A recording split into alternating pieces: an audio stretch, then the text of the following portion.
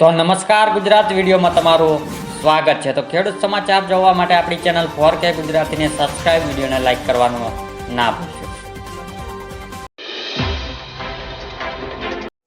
આપણે સમાચારની વાત કરવામાં આવે તો દેવા માફી અંગે જાહેરાત। ગુજરાતમાં લાખો ખેડૂતને દેવામાં ડૂબેલા છે અને ખેડૂતને 1 લાખ કરોડ પણ વધારે રૂપિયા લોન લીધેલી છે। તો ગુજરાતમાં 39.51 ખેડૂતોને લોન લીધેલી છે અને દેશમાં ખેડૂતની વાત કરીએ તો દેશના 16 કરોડ ખેડૂત ઉપર 21 લાખ કરોડ રૂપિયા દેવું છે અને દેશમાં સૌથી વધારે રાજસ્થાનમાં ખેડૂત માથે રાજસ્થાનના 99.97 લાખ ખેડૂતોને 1.39 લાખ કરોડ પણ વધારે લોન લીધેલી છે અને ખેડૂતને લોન આપવા ખાનગી અને જાહેરાત ક્ષેત્રની બેંકો સાથે આગળ આખા ગુજરાતમાં ખેડૂતને દેવું 90.895 કરોડ રૂપિયા છે।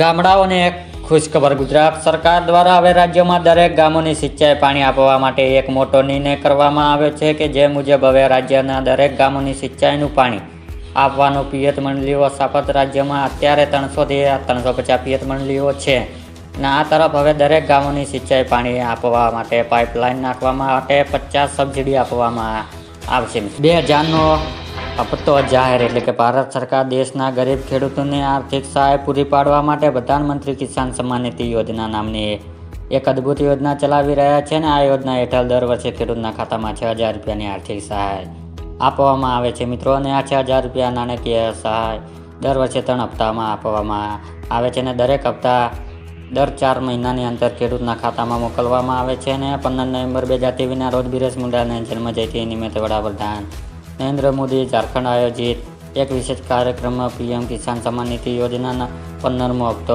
બહાર પાડ્યો છે।